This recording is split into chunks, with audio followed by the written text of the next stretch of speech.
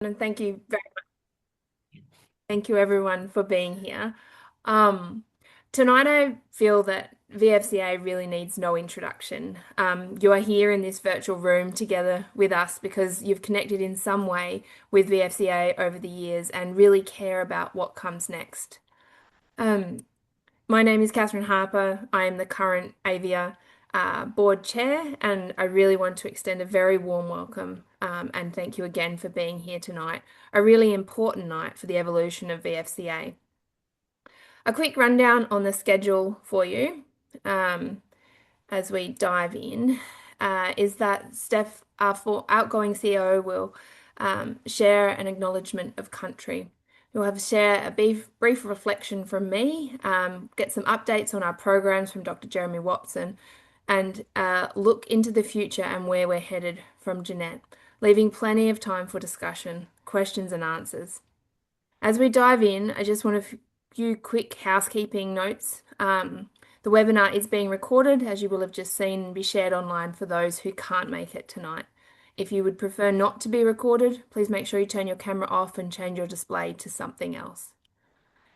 As we head into the question and answer part, please keep your microphone muted during the presentation. There will be plenty of time for questions and Q&A. If you raise your hand, we'll invite you to speak, or if you prefer, you can drop questions into the drop-down chat below. And our goal tonight is to really get to as many of those as possible. We have to hurry off. This is about having a really great discussion together. So I'll hand over now to Steph. Thanks, Catherine. So at Vets for Climate Action and now the Australian Veterinary Environmental Alliance, we continue to acknowledge and pay respects to our First Nations people, past and present, and welcome any Aboriginal and Torres Strait Islander folks joining us tonight. I invite you to share in the lands, to share in the chat the lands you're on. I live on the traditional lands of the Gadigal and Wongal clan.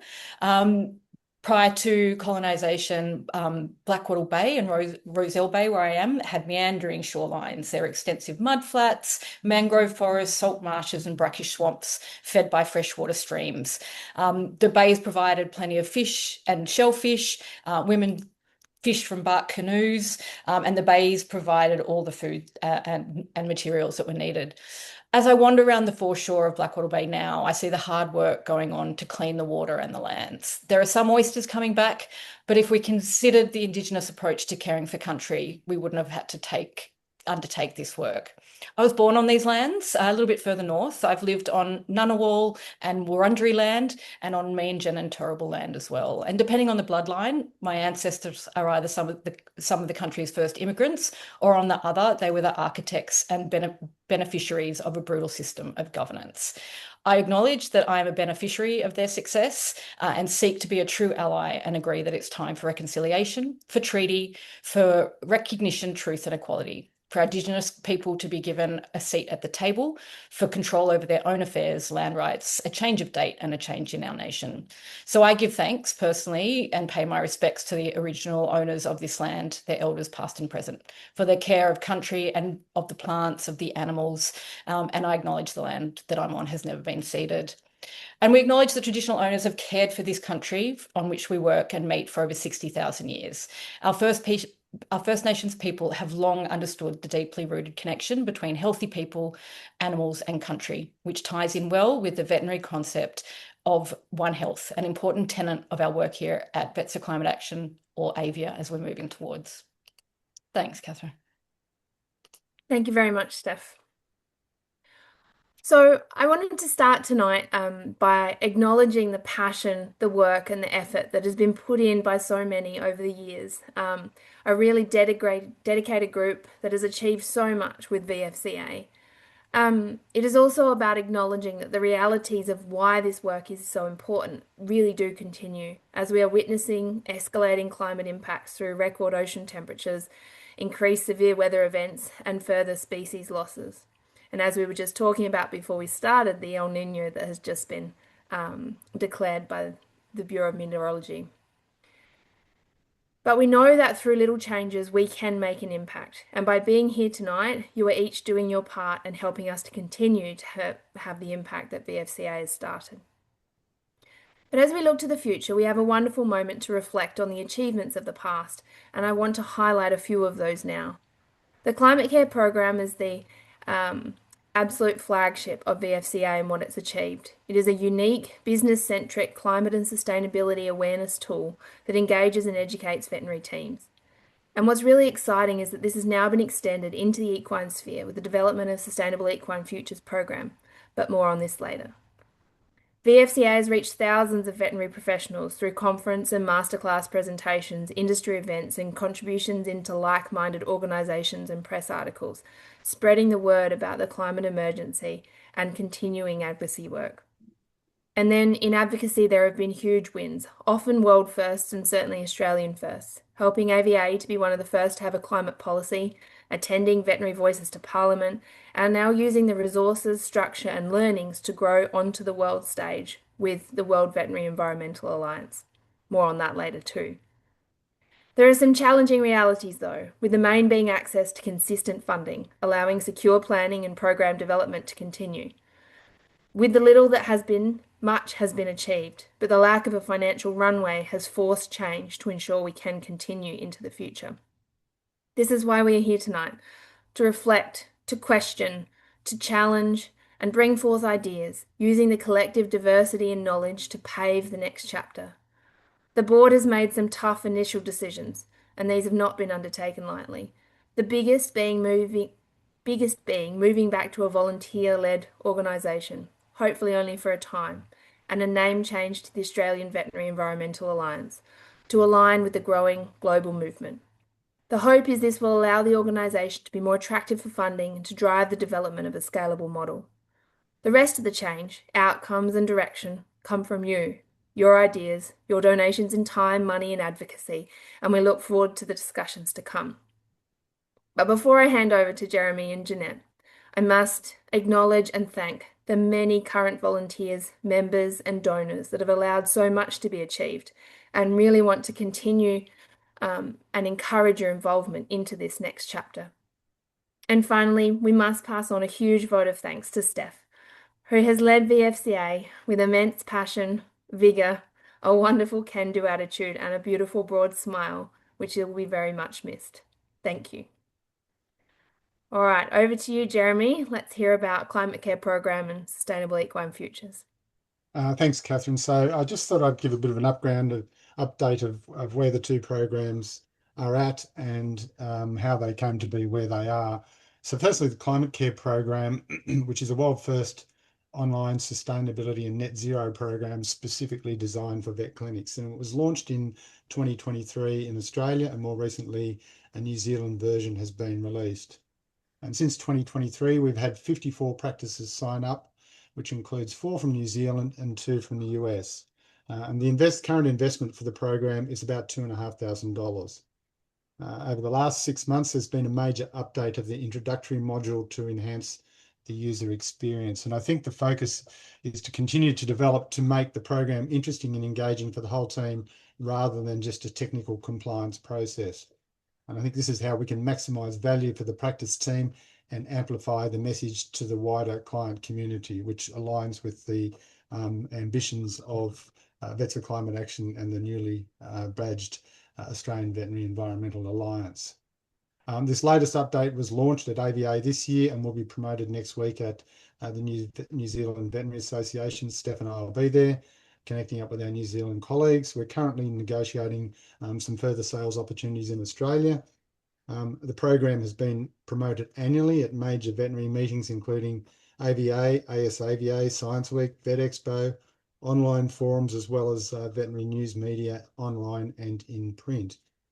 The program is largely self-paced and could continue to be made available with minimal resources. There will continue to be demand for sustainability as the climate crisis progresses, particularly in the recently declared El Nino has a major impact over the coming year. And veterinary surveys indicate many vets want to be more sustainable, but don't know where to start. And I believe the current program provides a practical and clear pathway to deliver sustainability in veterinary practice. The program is supported by a dedicated advisory committee. 3 of the members have been involved in the program since its inception in 2020. I intend to continue supporting, developing and promoting the program myself. And following this meeting, our advisory committee will meet next week to review available input from other committee members. So that's the climate care program, which is largely focused on small animal practice. And then more recently, we've had development of the Sustainable Equine Futures program.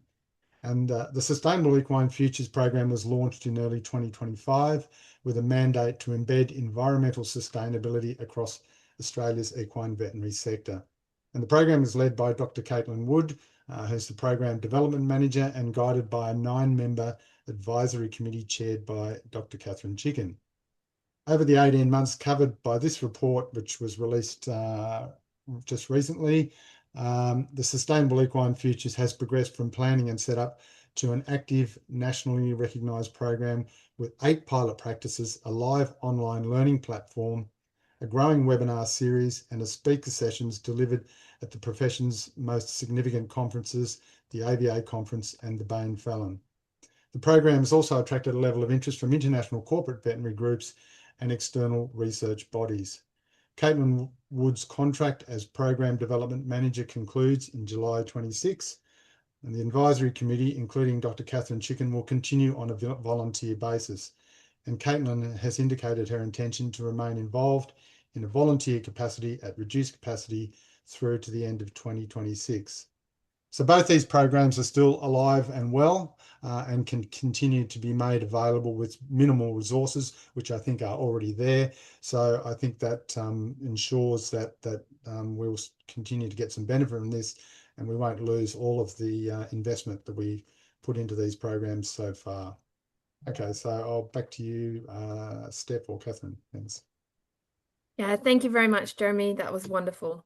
So headed to Jeanette now to give us a little bit of a look about where we're heading and why some of these changes have been made. So take it away, Jeanette. Jeanette's going to share her screen. She has a separate slide deck.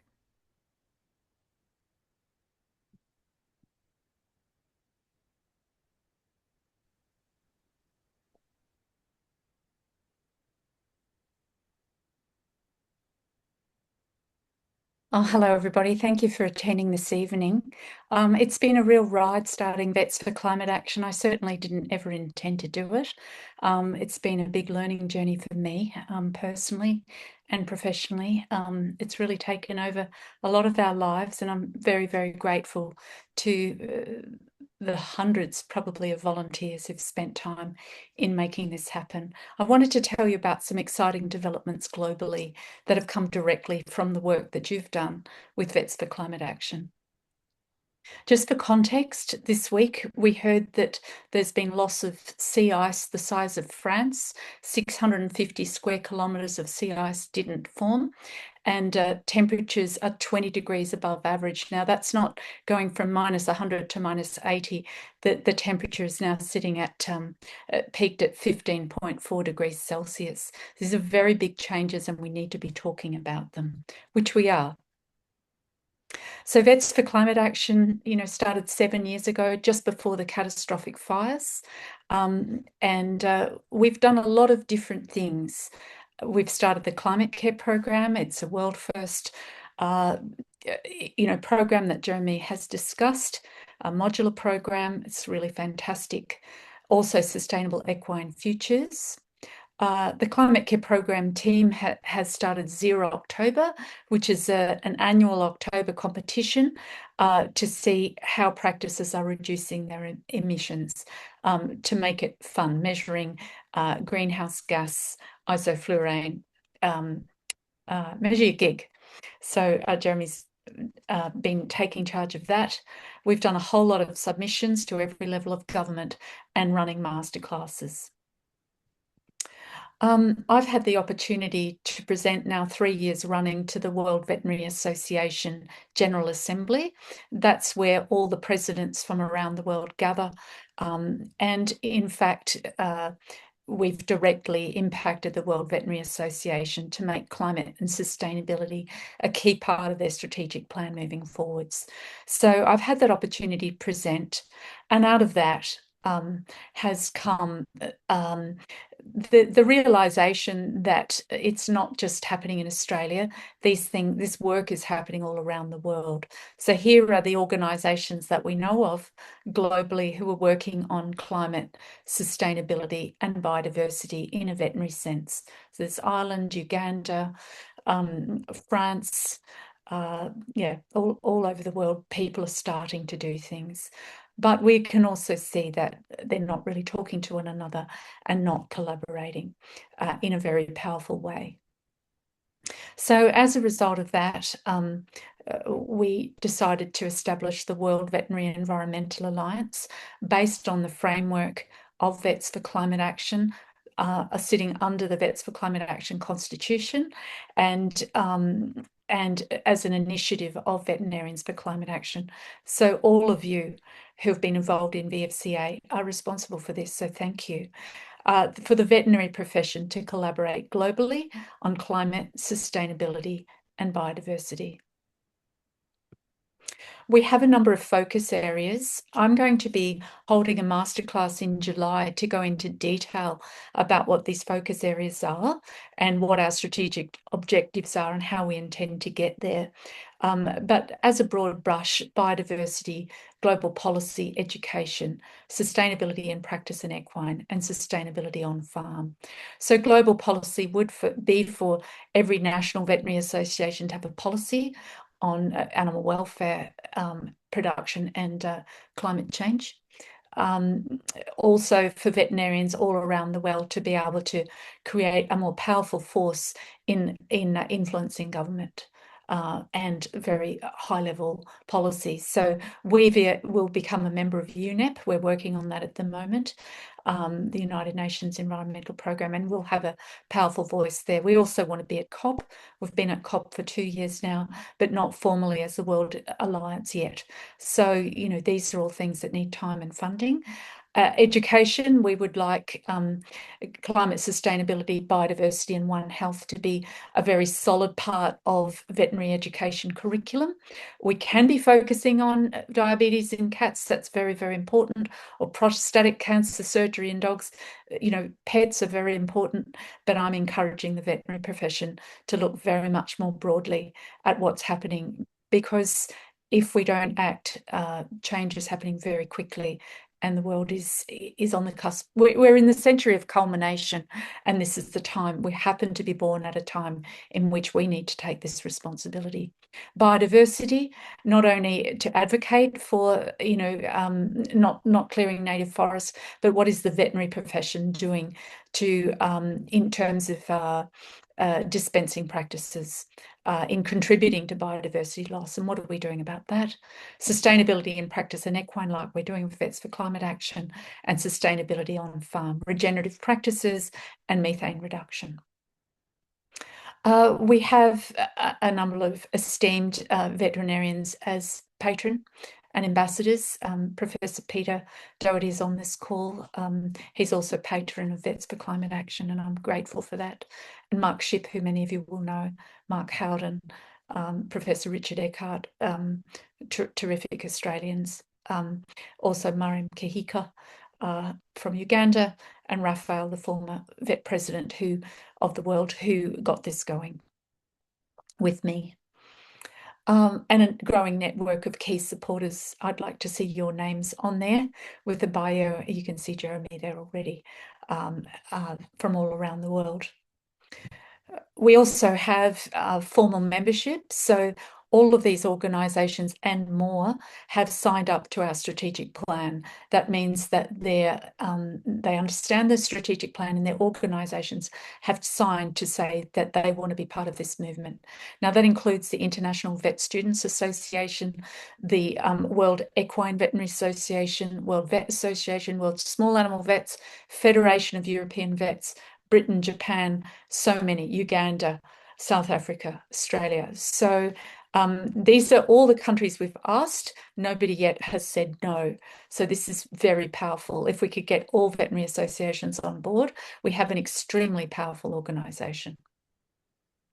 So for this reason, this sort of led us to look at how could we reverse engineer I don't know if that's quite the right term, but the World Veterinary Association, the World Veterinary Environmental Alliance, back using all the work of Vets for Climate Action and create the Australian Veterinary Environmental Alliance, which is a little bit broader, perhaps less polarizing. We can get clearer messaging, more inclusive, including biodiversity, more obviously, and One Health. We've got the capacity to scale. So imagine if other countries wanted to do what we've done, and it's taken us 7 years to do it.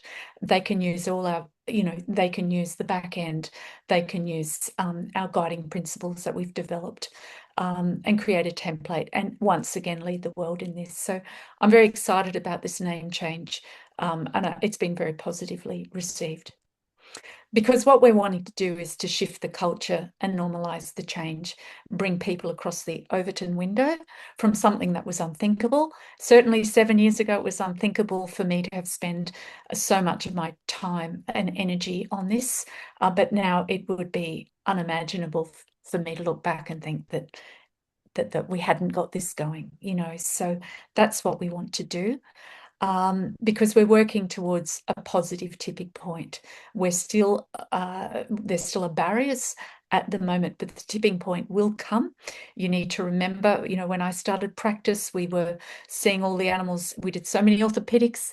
Animals were hit by cars. They're kept inside and looked after well now. We had so many unwanted kittens and puppies, we had to euthanize them.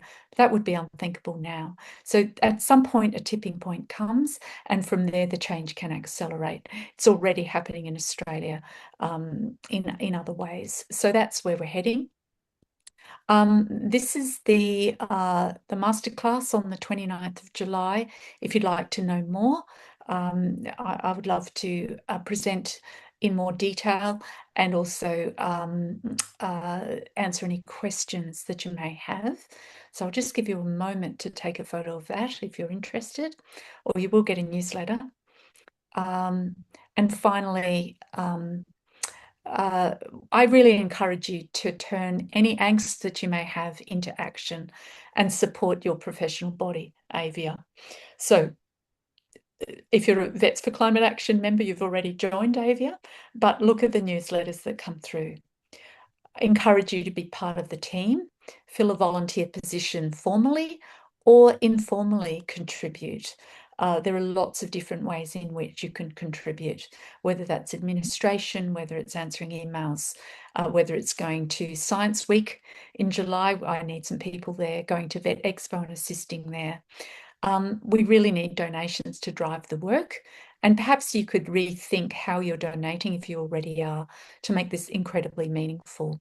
So on this call, there are people who donate $1 per consult in their practice. There's another who donates 1% of practice turnover. There are quite a few that do a regular $20 to $50 a month donation. And there are at least 3 who are what I'm going to call the $1,000 a month club. So if you'd like to join any of those groups and strengthen our voice and strengthen our ability to make the transition, we would really appreciate it. And I'll be happy to respond to any personal emails. And finally, join VfCA and you'll stay updated on that work. That's the VfCA email there. And that's all from me once you've taken a photo. Thank you very much. Thank you very much, Jeanette. Your passion and ongoing drive to make a difference have been an inspiration to many of us. So thank you so much. So what's next? The reality is we need your help. So we're here to listen tonight, to answer questions, but we also need you to volunteer and stand up. So we need your ongoing passion. We need your oomph, for want of a better word. And the most important of all of these is finding a company secretary, because we can't really continue without one. We need one to support the board and its organizations and to fulfill our regulatory requirements.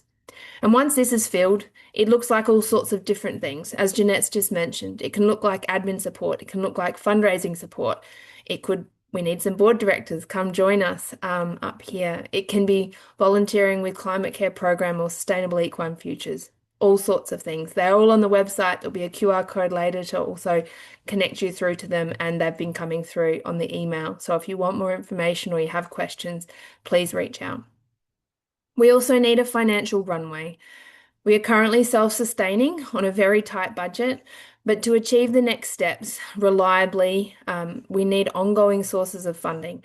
These can be grants, they can be large singular donations, but it could also look like really small amounts regularly. As Jeanette's just said, a percentage of profit, a sustainability fee on every consult, a monthly donation. In many ways, these are more meaningful because they're reliable and they're coming in so that it's like an income. It's all very well to get it a bonus at one point in the year, but you don't necessarily know it's coming. And so you can't plan on it for your holiday or your next project. But knowing that your salary is coming into your account once a fortnight every week allows you to plan and look to the future. And that's really what AVEA now needs to help us build and regrow with our strategic rebrand. So, as we dive into the questions, mull on what's needed and let's have a great discussion. So, raise your hand or pop the questions in the chat and we will start to work our way through. And I think we're just having some technical difficulties with our screen sharing, but that's okay. It doesn't affect the ability to ask questions.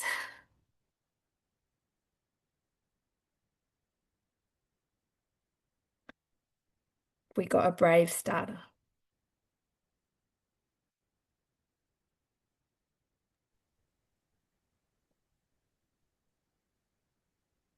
Sorry for the slide error. All it said was Q&A.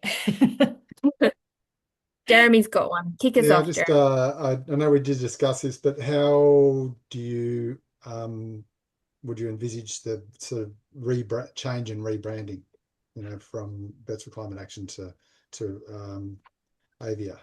How do you think we can transition that? So we've been working, we have a brand agency that is willing to do some pro bono work to assist with that, as well as some funding specifically to support a rebrand across and a rebuild of the website to update it. It is now 7 years old. We know that our digital platforms change and evolve very quickly these days. And so I guess that there has been some funding specifically provided to support that rebrand and rebuild from a digital platform perspective. And we're hoping that that can happen over the next 8 to 12 weeks so that by the time we're kind of hitting fourth quarter of the year, that will be ready to go and we can start to build from there.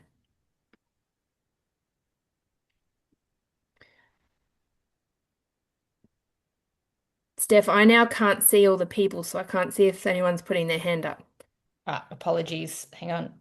That was the screen that everyone missed. So if you want to get Yeah. involved, that's the volunteer screen. Sorry I'm normally better at the tech.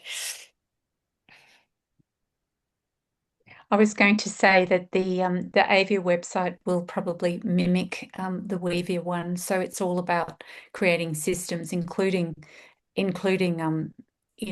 marketing and communication systems that will be uniform across both organisations, and that will save us a lot of time.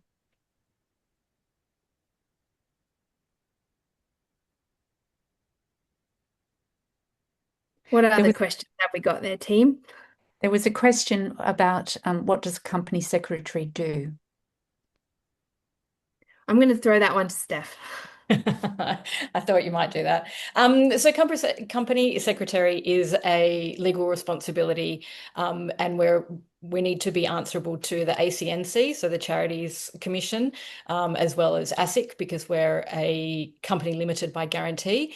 So effectively, the company secretary is working really closely with the board, making sure that there are regular board meetings, that there's an agenda provided, that there are minutes taken in line with the legal requirements. We have a constitution that was approved in 2023. So that is our guiding document. So effectively, the company secretary would be making sure that we meet our own obligations, as well as those external obligations that are put on us as a registered charity. So I anticipate that there are about 6 to 8 sorry, 6 to 8 board meetings a year, and there'd be a few hours of work depending on how big or not those meetings are. And of course, it would be organising things like our AGM. There are lots of templates, so I have been in the role until recently. So it's you won't be starting from scratch if you are interested in the company's secretary role, and I'll be happy to answer any questions, so please get in touch. If I could just add there, the systems that Steph has created are very strong, and that's a really helpful thing. You've got something good to start with. Great. Thank you very much, Steph. There is a question in the chat. Are you getting any significant funding support from the major corporates, or are the corporate practices driving any large-scale change across multiple practices? Yeah, thank you very much, Helen, for the question.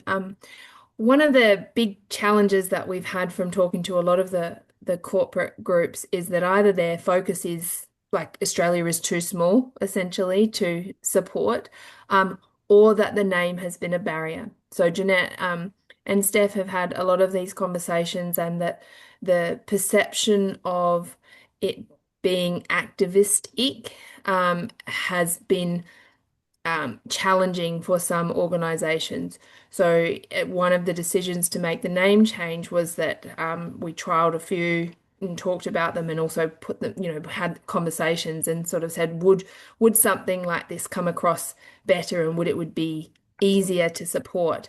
And the answer has been yes. So to specifically answer the question, to date, no, there is no significant major funding coming from our drug company corporates. In terms of corporate practices, some of the newer corporates in Australia are really starting to support climate care program and thinking about how they can incorporate. And Jeremy may have a few more comments on that. But there's no funding coming directly from the corporate groups of practices.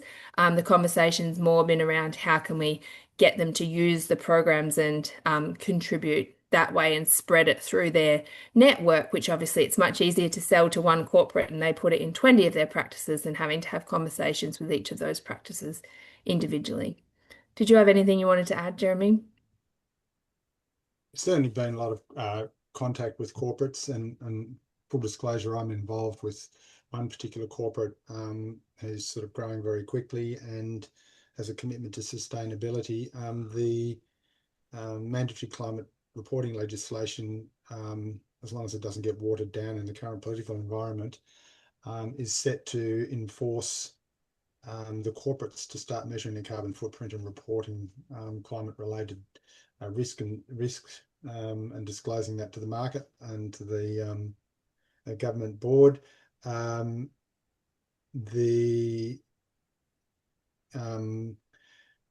The simple way for these corporates to do it is just to go to their financial statements and pull out the data from that and provide the numbers, but they don't get any value out of it from addressing the concerns of team members, particularly younger team members are concerned about where the whole climate change is going to impact on their careers and their lives going forward.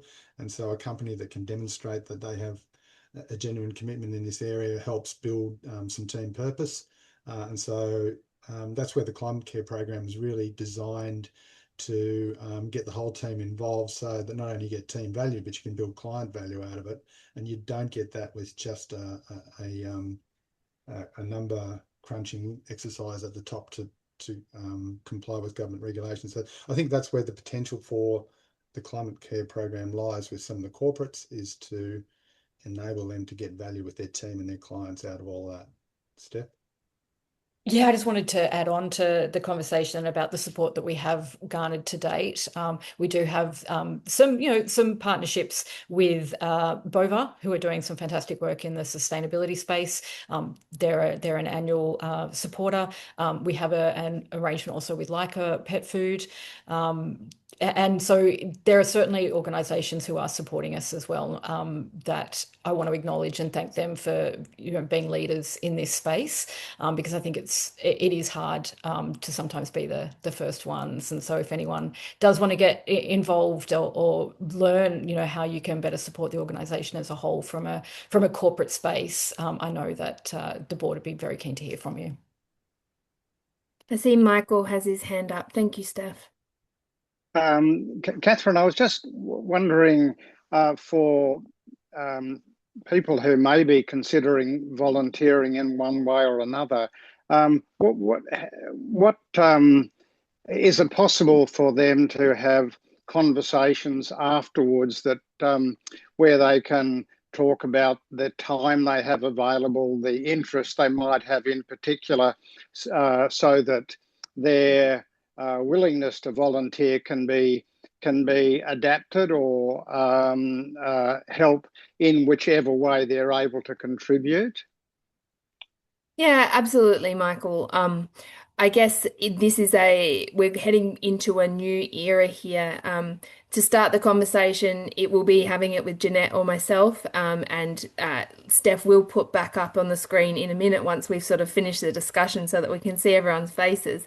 Some QR codes that link through where you can put your details in with your questions, and they will all be followed up, and we can look at that. So whether there are the more formal positions, I guess, that we've advertised there that need filling, and they're the ones I guess we see as key to helping it look like. But we're not asking people to take on huge amounts of work, and we would be looking that we can share these positions between people and really like make quite small roles, but it could be on Wednesdays, you have a couple of hours and you answer the emails. And so lots of opportunity and flexibility there. It's about getting the interest and then us starting to put that together and work out how it can work. So if you have interest or you've got questions, the best thing is going to be responding to the QR code or to the email with those questions, and Jeanette or I will follow up in the next week or so.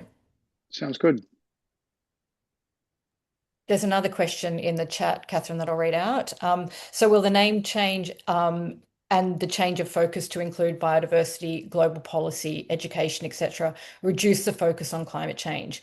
Or is it more the effect of climate change in those areas that is the focus? i.e., do you see your day-to-day work changing significantly with the additional areas being included? I'm really happy to answer that one, Catherine, if that's okay. Great. I was going to take it in 3 parts, but great question. Thank you. Over to you, Jeanette. Yeah.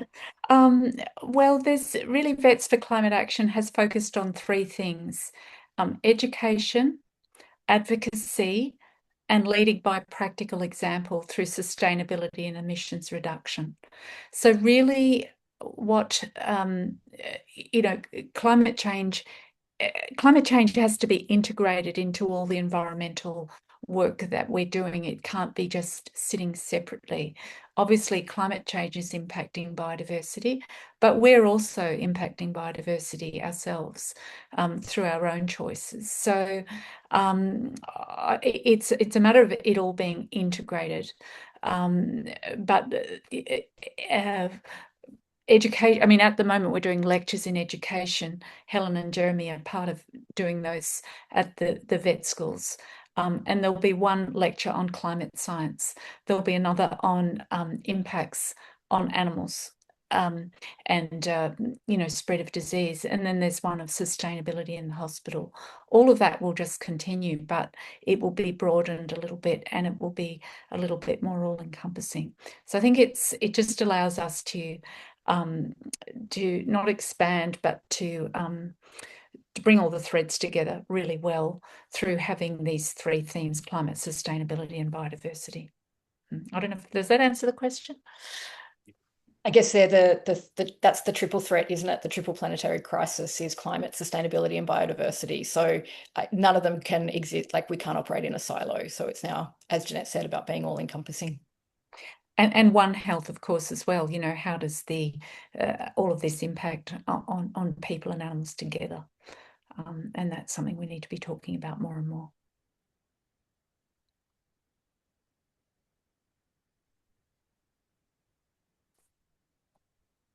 What else have you got for us? I don't have any questions, but if anyone wants to put up their hand or put anything else in the chat. Jeremy. Yes, Jeremy. I know we did discuss this, but maybe you just want to outline the sort of Yeah. the legal situation, with the transition or the changes. Does that have any impact on the donations, that sort of thing? No, absolutely. So, Vets for Climate Action is registered. Steph, you correct me if I get any of this wrong, please. Essentially, this is a name change. It doesn't change any of the constitution or the governance or tax deductibility. So, if we were a business, it would be the business used to be VfCA. We've now branded it to Australian Veterinary Environmental Alliance. So, it would be VfCA trading as Environmental Veterinary Alliance. So, the core underneath name is not being changed at this point. We will look to understand what the requirements are for that in the future, and we will have to seek legal advice. But for right now, everything is as it is. It's just the name that has changed. That's right, Catherine. And we have registered the business name, the Australian Veterinary Environmental Alliance, as a name that's associated with Vets for Climate Action. So yeah, we're following all of those steps. So as Catherine said, it's a name change. Our charitable purpose remains the same, and our constitution remains the same. So Finola has popped in the chat here, how we're going to split funding between AVEA and VEA. This is addressed in now I don't believe it's a constitutional, but there's a structured way that this is worked through. I don't believe that there's no intention at this point to publicize what that looks like, but there is a structured way for when VEA was set up within the Constitution that the funding is split appropriately to support both. Just So a perhaps if I correction on that one. It's not so much in the constitution as there's a internal document to assist, because effectively VEA, like AVEA, is a trading name of Vets for Climate Action Limited, and so what we're able to do is minimise costs by sharing resources across both of the organisations. Sorry, Jeanette, I cut you off there. No, that's a great answer. Yeah. So any donations that are made to Veterinarians for Climate Action, or I beg your pardon, any donations made to the Australian Veterinary Environmental Alliance will remain entirely within Australia for the Australian work. Work that finances that are generated through the World Veterinary Environmental Alliance, a percentage will be retained. It will go into the Veterinarians for Climate Action banking account. We have one banking account, and a percentage will be retained by AVEA for its administration costs, and then the rest of that will then be funneled to VEA to do VEA specific work. And that work includes things like, we need somebody to run those focus groups. So we have a structure in place to do them, but we need to employ somebody probably 3 days a week to run those focus groups. And that's not somebody in Australia. There's also administration there, as there is with AVEA. And also communications. We're looking at setting up a communications plan specifically for VEA.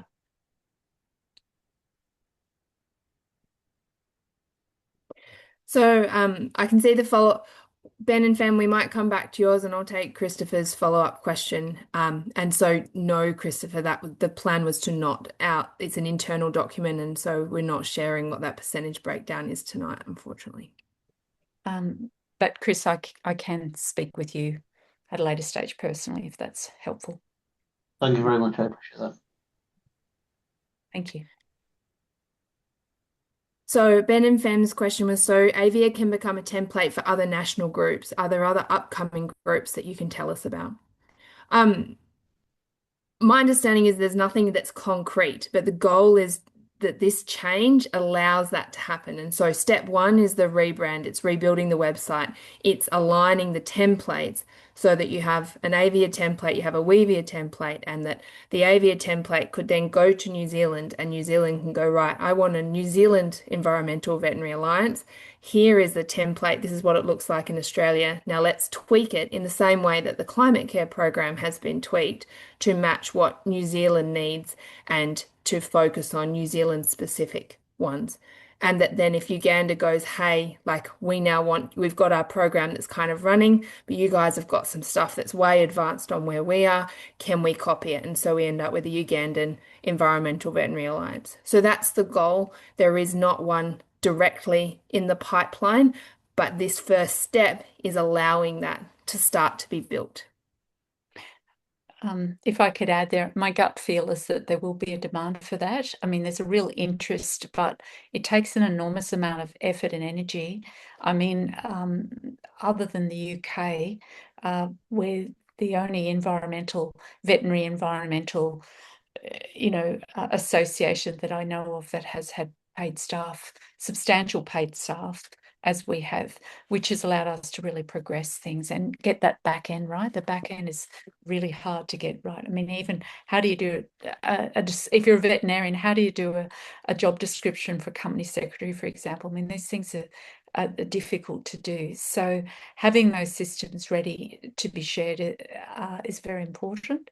I was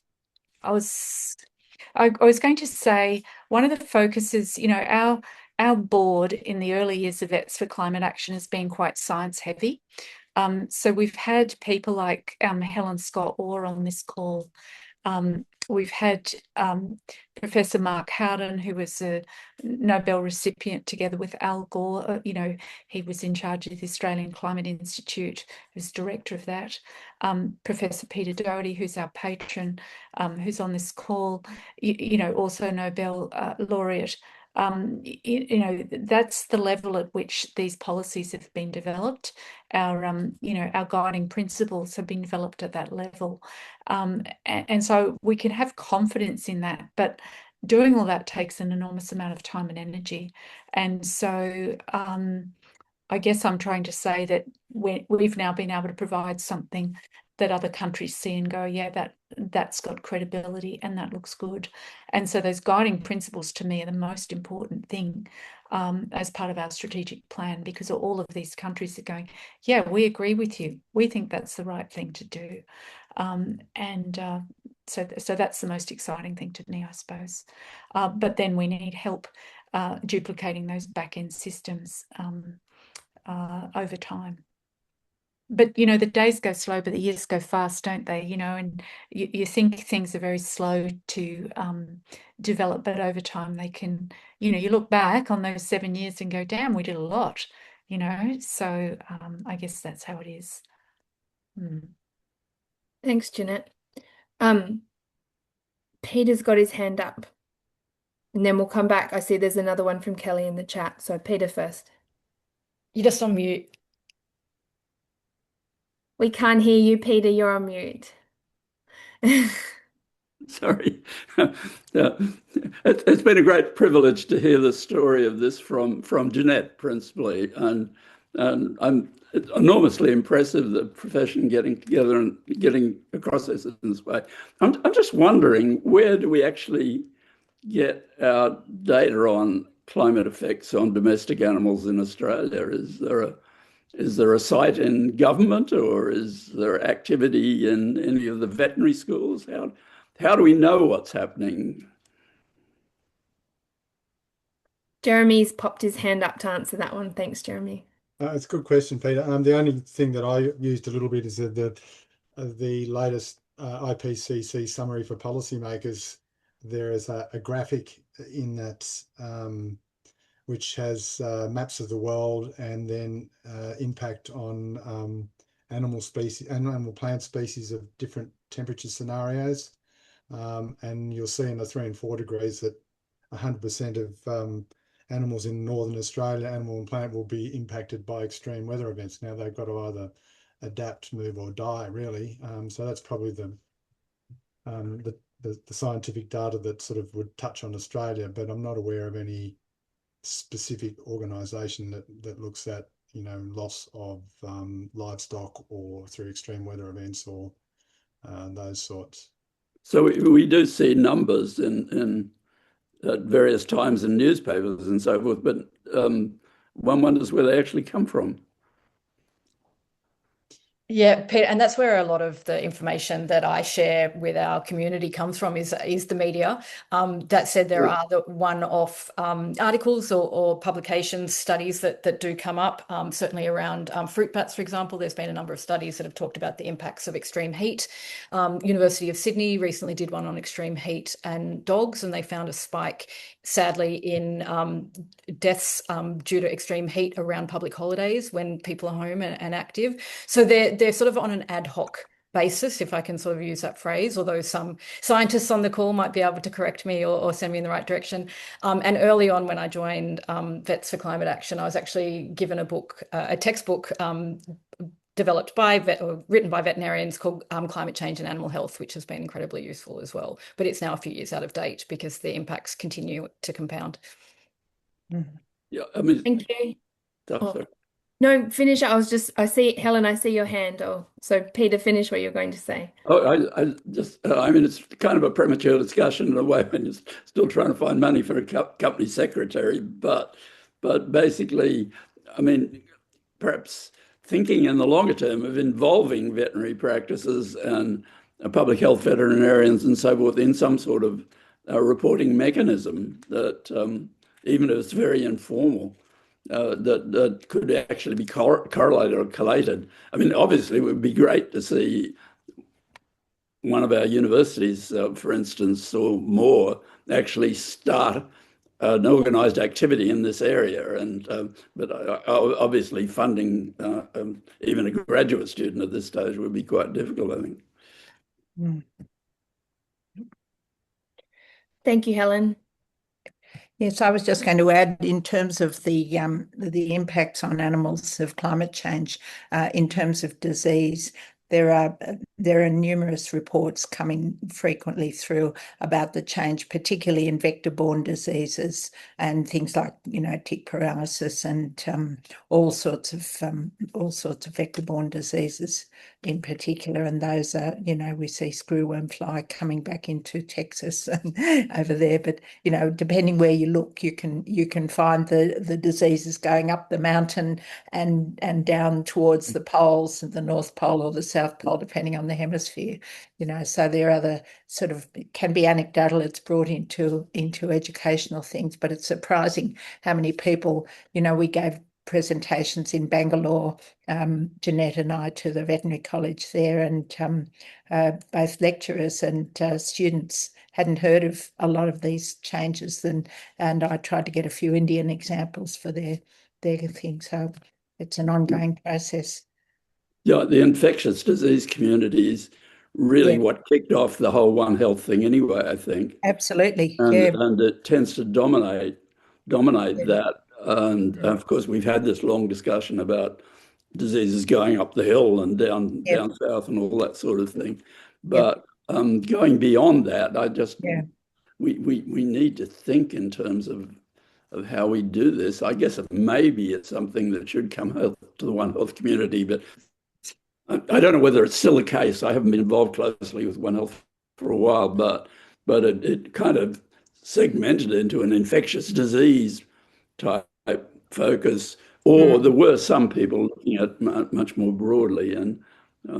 But I think it has to be built into every stratum of the veterinary educational syllabus because, the impacts on physiology of heat and so on. And every subject that you look at, whether it's parasitology or whether it's whatever it is, it's everything except anatomy, probably.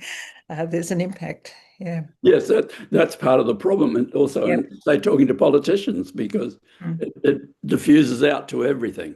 Yeah, I know. They want to hear specifics. Anyway, thanks for that. Could I just add to that, Catherine? So one of the hopes for VfCA is for us to have a global resource library. So that's one of our priorities for funding is to set up a resources library so that we can have, because, for example, we've done Sustainable Equine Futures here, but when I was at the World Veterinary Association, they were astounded. A number of countries, like, you're doing that? We're so interested in that. We didn't know that was happening. So, you know, for us to be able to share that type of information, there's been a survey done across a lot of Europe and some of America by a company called Kinetic on, they've done an amazing white paper on sustainability and perceptions in veterinarians and so on. So, you know, if I wasn't part of this global movement, I wouldn't even know about that. So the idea with VfCA is to bring that information together, to bring programs and for us to publicise those on the website and also through our regular newsletters, so that there's more awareness about who's doing what, and we want to scale quickly, right? We don't want to be duplicating work around the world. So that I think that would be a very powerful thing for us to focus on. Thank you. Thanks, Jeanette.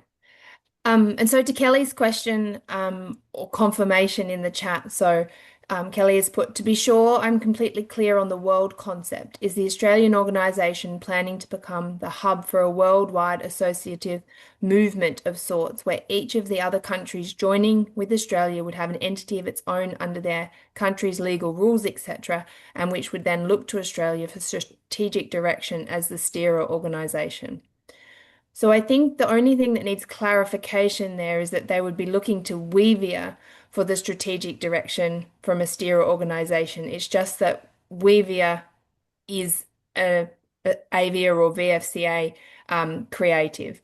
So it's the steering would be coming from VfCA, but VfCA is completely built at this stage on the VfCA work, which is going to continue now under AVEA.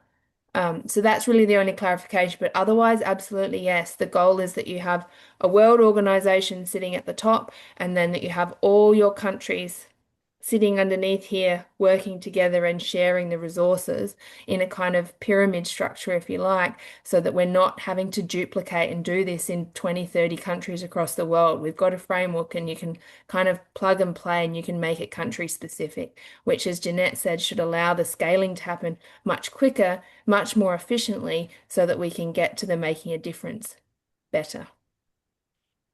Thanks, Jeanette. Catherine. Could I add to that? I mean, we do need help in getting that resources bank together. So if somebody is technical or would like to spend time in developing that, would be really, really helpful. But I mean, I didn't set out to do this thing, right? This sort of fell in my lap, and it just turns out that it's been something that's grown legs.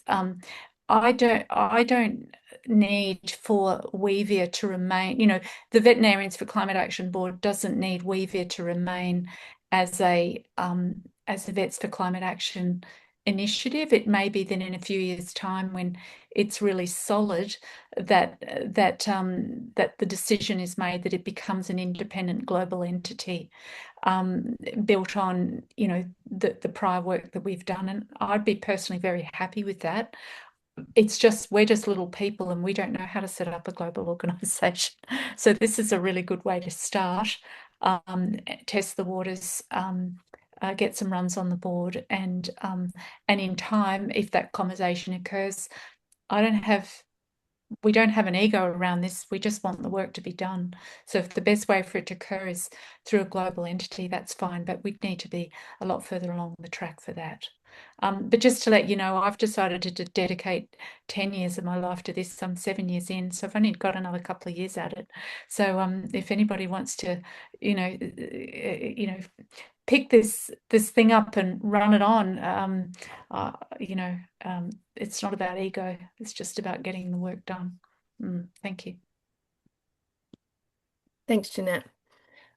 So we've got a question here in the chat. Do we anticipate any political lobbying in advance of any upcoming state or federal elections?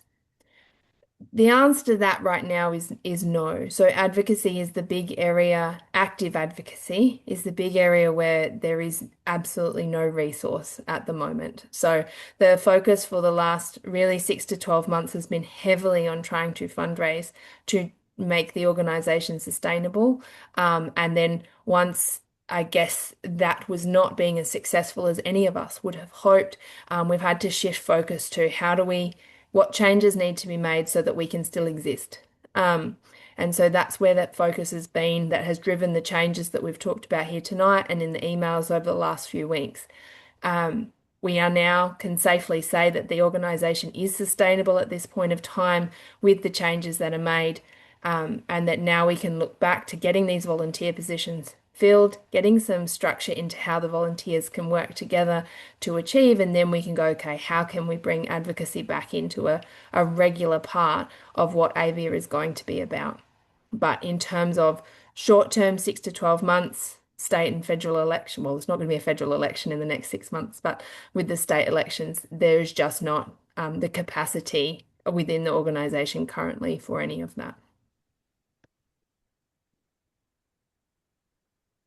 We have historically been quite active in that sphere. Last year, we had a parliamentary event in the Speaker's courtyard with Milton Dick, who hosted that.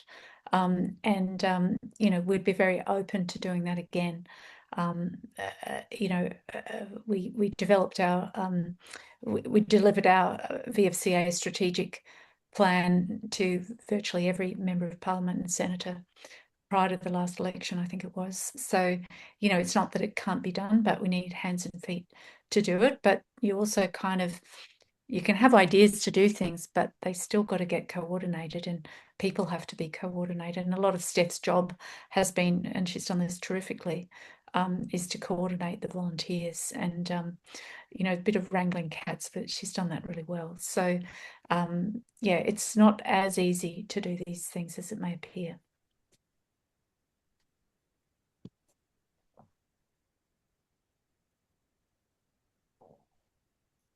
And so in some ways that might be a nice little segue. Not happy to answer more questions as they come, but to, I guess, really come back to that, to Michael's point and to generally that our future point from here is figuring out what we want it to look like and who can put up their hand to support in the various different ways then that can look like. Because as a board, our job is to kind of lead and make the big decisions, but it's not actually to do day to day. We need to keep it running as best as we can, but we need people on the ground. And there have been some wonderful people who are there. And as I said, we really hope that they can absolutely continue with us. So the next steps is going to be looking at, okay, who's volunteering, who is staying, who can add in, and now figuring out how we can pull that together to continue to be able to function. So that's our what's next from here. Knowing that, yes, we are stable and sustainable now in terms of what's going on into the future. There is going to be an Australian Veterinary Environmental Alliance in 6 months' time, and that's great. So we have a runway. We just don't have a lot of money to achieve that runway, but we have a sustainable way forward. So the next steps now are pulling volunteers together, getting these positions filled, and then going back to finding ways to fundraise, to make money, to have donations coming in regularly so that we can comfortably go, okay, we can go and get advice from a marketing team on how we can look to get climate care program into different places, how we can go and talk to TAFE potentially and sort of sell it into a curriculum, and what does that look like so that they were then getting regular royalties through into the organization from something like that. But we've not had any ability to do that with funds. So this is what's next. So it's finding ways to donate. It's if you can do that, thinking about how your business, if you're a business owner, or even going to your bosses in your business and saying, hey, could we look at it? From my perspective, it's maybe worth sharing our story. We have a sustainability fee on every single consult. And some of that money goes towards our recycling programs and some of that money comes to VfCA. So it's completely self-sustaining. It doesn't cost the business anything to do it. We get maybe one complaint a year about it, and it's a really great conversation starter for us as a leadership group and for our team. So a really it wasn't hard to implement. The team's on board. We've done climate care program. Such a nice kind of synergy to know that where then our contributions are ongoing. So having a think about even if you're not the one in charge of the business, of how you could take this back and the impact that you can then pass on and, use on social media and your website and, get that credibility. And I'm sure Jeremy or Jeanette have other suggestions for that too. So that's where we're headed. If has anyone had other questions pop into their mind?